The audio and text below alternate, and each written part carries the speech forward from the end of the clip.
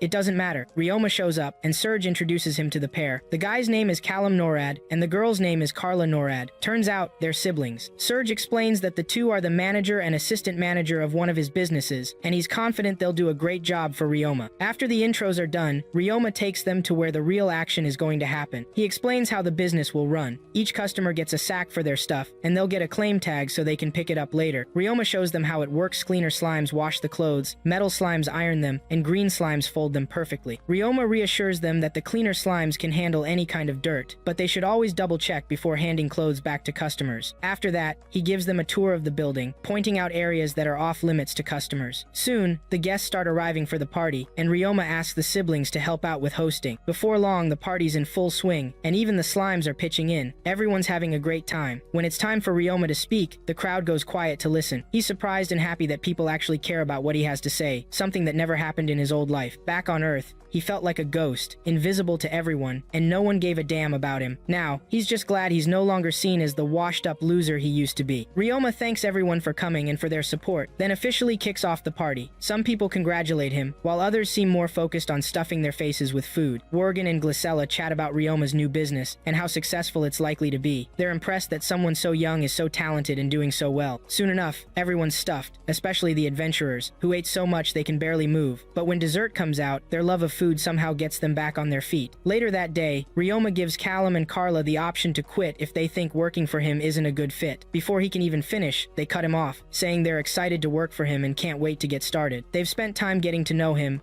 and figured out he's a solid guy they won't regret working for. They're ready to hustle and meet his expectations. Ryoma tells them not to push themselves too hard because his family name doesn't mean anything. The siblings think Ryoma's some kind of noble, but he quickly sets the record Straith's not. He's not even related to the Jamil family. He says he's just an adventurer and is excited to kick off the business with them the next day. On opening day, Ryoma hopes they'll get some customers to check out the shop. Once Callum and Carla show up for work, Ryoma heads out to the Adventurers Guild to spread the word about the laundry business. One of the big selling points is that they can clean even the nastiest grime left by goblins. Meanwhile, Eli has magic training, so she can't tag along with Ryoma. They part ways, and Ryoma wishes her good luck with her training. When Ryoma gets to the guild and is about to start promoting the laundry service, he notices Mia and Walana have already beaten him to it. They even put up a poster advertising the shop. Ryoma's impressed, but adds an important detail. They also offer full-body washes and encourage people to give it a shot. After that, he checks out the job board and picks a task to gather herbs. It's a good fit since he can patrol the mines while his slimes collect the herbs. He gets to work, finishes patrolling without any issues, retrieves his slimes, and heads back to town. When he gets back to the shop, he's blown away by the crowd of people waiting outside. He wasn't expecting this many customers on day one, and it throws him off for a second. Realizing he needs to help, he teleports into the shop to join Callum and Carla. Turns out, people were really looking forward to the shop opening. Ryoma jumps in to help serve customers, making things run smoother and ensuring no one has to wait too long. By the end of the day, Ryoma's thrilled with how things went. He notices the siblings work non-stop all day, and doesn't want them to burn out like he did back on Earth. He promises to hire more staff to help out. They suggest he talk to Glycella about finding more workers, and Ryoma agrees. He heads straight to Glycella to discuss hiring extra hands, since the turnout was way bigger than he expected. Later that day, Ryoma goes home and shares the good news about the shop's success with his family. Everyone's stoked to see him making progress. The next day, which is the shop's second day open, more people show up. Folks are super impressed with how their clothes turn out after getting them back. Everyone's hyped and promises to come back for more. Later, Ryoma meets up with Glycella, who's already found some potential workers for him. When Ryoma gets to the room where they're waiting, the group looks kinda bummed as soon as they see him. They weren't expecting a kid to be running the show, but Ryoma doesn't let that get to him. He starts explaining the job, saying it's not hard work and doesn't involve any heavy lifting. He also mentions they'll be working with his slimes and asks them to treat the slimes like coworkers. That totally throws the group off like, seriously, treat slimy blobs as equals? They're not buying it. Ryoma gives them the option to leave if they're not cool with the conditions. And just like that, everyone gets up to bail except for a man and a woman. Ryoma notices something odd about the guy's walking stick and the girl's hairpin, but doesn't say anything. Instead,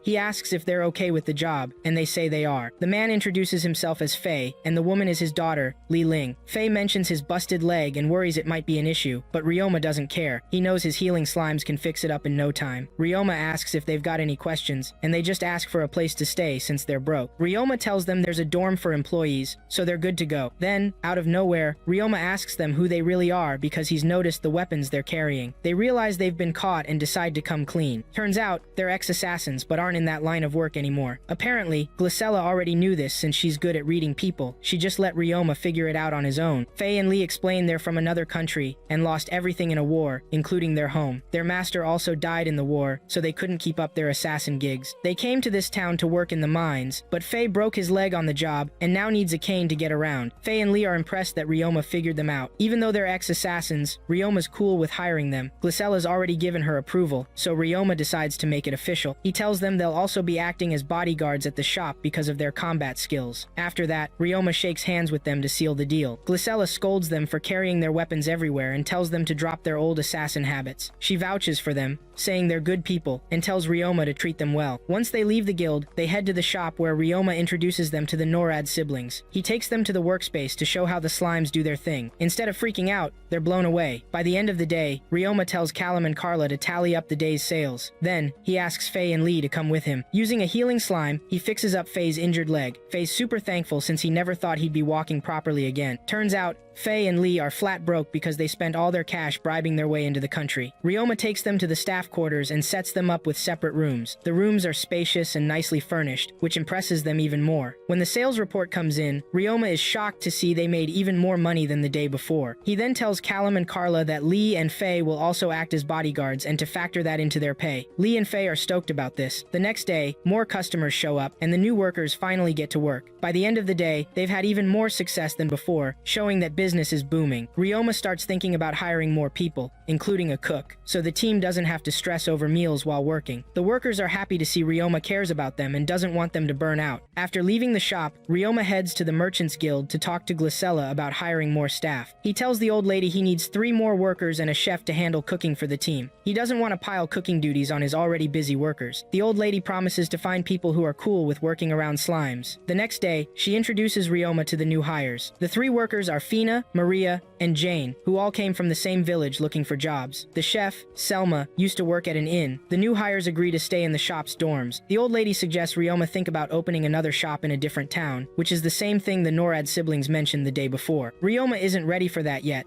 but she tells him to hit her up whenever he is. With the new hires, Ryoma can handle other tasks without worrying about overworking his staff. The Jamil family is also impressed with how well Ryoma's business is doing. Next up, Serge sets up a meeting with Ryoma. He needs him to hook him up with more iron and waterproof gear. Turns out, the Grell frog season is around the corner, and adventurers are gonna need this stuff to catch those frogs. Ryoma's down to help out, which makes Serge super stoked. Later, Ryoma grabs one of his slimes and feeds it some iron powder, hoping it'll turn into a metal slime. He heads over to the mines to train with his slimes, and Eli tags along. When they get there, Eli pulls out her violin to practice. She's getting ready to tame the limmer birds that'll be showing up at the lake. These birds vibe with music since they use melodies to talk and recognize each other. While Eli's jamming, Ryoma works on making waterproof fabric with his green slimes. When he's done, he tells Eli it'll take a bit to dry. In the meantime, Eli suggests he make dolls that look like them. Using his earth magic, Ryoma whips up a little figurine of Eli. Ryoma keeps going and makes figurines for the whole family. When they see them, they're super impressed. Reinhardt suggests Eli take her figurine with her to school, and she's pumped about the idea since it'll help her not feel lonely. The next day, Ryoma gets back to cranking out waterproof fabric. He doesn't want to leave the slimes unsupervised while they're working. While waiting, Ryoma decides to do some combat training with the slimes since it's been a while. He spars with the giant slime, teaching it some combat moves. Just as he wraps up, he notices the slime that's been eating iron powder is starting to evolve. Once it's done, Ryoma picks it up and realizes it's way heavier than a regular metal slime. Using his appraisal skill, he figures out it's actually an iron slime, not a metal slime. That's when it hits him. Metal slimes need to eat stuff like aluminum oxide and iron oxide to evolve. This gives him a clue on how metal slimes come to exist. Later, Ryoma finds Fina cleaning up the shop and asks her what's up. Fina says they should be helping the cleaner slimes too. Right as she says that, one of the cleaner slimes splits in front of her. Ryoma explains that the slimes are super efficient at their job. After the day's hustle, Ryoma gets the news that they made a ton of money because they scored a bunch of contracts. Ryoma's stoked about how happy his workers are and the fact that no one's having any problems. But then it hits him there's no vacation plan for his crew. He's always been careful not to overwork people and doesn't want to treat them unfairly. So, he brings up the idea of vacations and work shifts, which gets everyone even more pumped about working for him. Ryoma explains that this is all to keep them happy and productive. He thanks them for their hard work, and right then, the chef shows up to announce that dinner's ready. The next day, Ryoma heads to the guild to find some work. The receptionist tells him about something she thinks he'll be into. It's not a guild job, but it's right up his alley. She says there's an adventuring group in town called Pier of Seacom, and they've got a rare type of slime they're looking to sell. The guild turned them down since slimes aren't exactly a big deal, but she knows Ryoma would be interested. Ryoma thanks her for the heads up and heads straight to where the group is staying. He walks into this old tavern and spots the group having drinks. He goes up to them and introduces himself as an adventurer, but one of the guys, Sign, who's totally wasted, interrupts him. Sign doesn't buy that Ryoma's an adventurer and is clearly in a bad mood. When Ryoma points this out, Sign snaps, grabs Ryoma by the neck, and then lets go when he realizes he's losing it. Sign drops to the floor, bawling about how the guild rejected them. Two of his teammates drag him away, and then the group's leader, Shin, steps up, introduces himself, and asks Ryoma what he wants. Ryoma gets straight to the point, wants to buy their rare slime, and is willing to pay extra if it's something special. They bring out a pot with the slime, so Ryoma can check it out. When he opens it, he sees this red goo staring back at him. He's never seen anything like it and is super intrigued. He tells them he'll pay extra and pulls out 2 gold coins. The group is shocked because that's a lot of money, but Ryoma explains that he thinks it's worth it. The cash will cover everything they need for a while. Before leaving, Ryoma gives them a tip there's a Grell frog season coming up, and they can make money by catching the frogs and selling their valuable parts. After leaving the tavern, Ryoma teleports to his mine to study the slime. He forms a contract with it and checks out its abilities. Turns out, it's a blood slimy, a straight-up vampire slime that feeds on blood. To test it, Ryoma puts it in front of a monster with a slit throat, and the slime goes to town, sucking up all the blood and even sliding inside to clean out the monster's insides. Ryoma figures the slime will be great for taking down monsters, but he's sure it'll have other uses too. Later, Eli invites Ryoma to join her for a taming training session. The next day, Ryoma takes Eli and the rest of the family to the training grounds. Elise tells Ryoma she's going to learn a skill called share sensation, which lets her pick up info through her familiar. To pull this off, she needs to form a link with the creature. For this training, Ryoma and Eli are working with birds. They let the birds out of the cage, make contracts with them, and then try to create a mental connection. Ryoma nails it first and can basically see through the bird's eyes. It feels super weird at first, so they tell him to close his eyes, which helps. Not long after, Eli figures it out too, and soon they're both controlling the birds like pros. Reinbach is impressed that they picked up the skill so fast. Elise points out that Ryoma probably has a knack for bird-type monsters. Turns out, taming magicians have different strengths, and not every magician can tame every type of monster. Reinbach, for example, is good with scaled monsters. He can't handle a lot of familiars at once, but the ones he does have are super strong. Reinhardt, on the other hand, can tame four-legged monsters but doesn't have any luck with birds. To show Ryoma what kind of familiar she has, Elise decides to flex a little. She summons a Fenrir, which freaks the kids out at first, but she tells them it's totally safe. Elise admits Fenrirs are crazy strong and can even use ice magic. On top of the 20 Fenrirs she has, she's also got 100 other wolf-type familiars. Elise is basically showing off, listing all the monsters she's tamed, and even her husband feels a bit intimidated. Ryoma is blown away by everything he's learning and realizes he's surrounded by some seriously amazing people. Elise laughs and tells him that Reinbach is on another level entirely. He's way ahead of them. Apparently, Reinbach only has around 20 familiars, but half of them are dragons. This completely shocks Ryoma, and Reinbach just chuckles. He explains that the first monster he ever tamed was a powerful dragon, and the other dragons basically followed its lead, but he only summons them when it's absolutely necessary because they can cause a ton of chaos. The dragons live up in the family's mountains, keeping other monsters from coming down. After all this bragging, Elise suggests they get back to training, and everyone agrees. Over the next few days, Ryoma keeps practicing with Eli, while also working on making waterproof fabric. Not long after, some adventurers let Ryoma know that it's frog season. They ask him where he got the waterproof outfit they saw him wearing before. He tells them they can get something similar at the Morgan Trading Company. The adventurers thank him and say they're heading there right away. Later on, Elise tells Ryoma they're heading to the lake in a couple of days to tame some lemur birds. When Ryoma hears this, he grabs his guitar and starts practicing for the big day. While he's at it, he starts to realize that his time with Eli and her family is coming to an end. When the day finally comes, they start walking to the lake. At some point, Eli wonders how Ryoma manages to keep up with the adults. The only thing they can figure is that Ryoma's got crazy stamina. Along the way, they bump into an adventuring crew called Pier of Sikkim. The group is stoked to see Ryoma and thanks him for the heads up about the frog season. Sign also takes the chance to apologize for acting like a jerk before, blaming it on the booze. When they get to the lake, they spot a guy trying to tame the lemur birds, while other adventurers are busy catching frogs. The guy starts playing his instrument, hoping the birds will come to him, but when they don't, he loses it. He pulls out his sword and storms into the water, ready to take the birds down, but the dude quickly realizes he's in way over his head when the birds start attacking him with their wind magic. Instead of running back to the shore, which is closer, the guy panics and heads toward Ryoma and the Jamil family. The birds keep chasing him. Just as it looks like the guy's about to get wrecked, Ryoma steps in and creates a wall to protect him. Suddenly, everyone except Ryoma starts hearing this loud, painful ringing in their heads. Ryoma stays calm, looks around, and figures out that the leader of the birds is the one making the noise. Using his magic, he isolates the bird and shuts down the sound. The bird realizes it's been beaten and backs off, taking the rest of the flock with it. Once the birds are gone, everyone feels normal again. Reinhardt tells Camille to check on the guy who got attacked, and Reinbach explains to Ryoma that the leader of the birds is called the nightmare lemur bird. It's a rare species that only shows up every 10 years or so. These birds use dark and wind magic to mess with people's minds, causing hallucinations. Ryoma figures out that his high-level resistance to mental pain is what kept him from being affected by the bird's sound. Even so, he realizes he needs to stay on his toes, since he didn't even notice he was under attack at first. Now that the birds are gone, all they can do is wait and hope they come back. So, Eli brings up that she and Ryoma are gonna part ways soon, and Ryoma's totally caught off guard dude doesn't even know what to say. Eli breaks the awkward silence by asking if Ryoma's gonna write her letters. Hughes notices Ryoma's struggling and decides to step in. He leans in and tells Ryoma to give Eli a hug, but Hughes, being Hughes, takes it too far and demonstrates by hugging a tree and even kissing it. Of course, this earns him a well-deserved punch in the gut for being so cringy. Thankfully, the birds they've been waiting for show up, including the one Ryoma had subdued earlier. Ryoma thinks about stepping back since the bird might be sketched out by him and ruin Eli's taming process, but Eli's chill about it and tells him to stay. She's not about to blame him if things go south anyway. So, Eli steps up and starts playing her violin. The music's so good that the birds start grooving to it, clearly feeling the vibe. They get closer, and Ryoma reminds her to seal the deal with a contract. Eli doesn't waste any time and locks in 9 birds all at once. Pretty impressive. After Eli's done, Ryoma decides it's his turn. He grabs his guitar and admits he's not as talented as Eli but wants to give it a shot. He starts strumming, and soon everyone's attention is on him. Even the birds are drawn in, including the so-called nightmare bird that he thought hated him. Ryoma ends up forming a contract with it and a bunch of others, and the crowd claps for him like he's some kind of rock star. Sure, Eli just did the same thing, but hey, he's the main character. What do you expect? While they're chatting about all this, they notice one bird looks a little different from the rest. Eli uses her appraisal skill and figures out something important. The bird's a rare advanced species, like the nightmare bird, but this one's called a phantom limmer bird. Instead of dark magic, it uses light magic. Reinhardt's dad is super impressed because,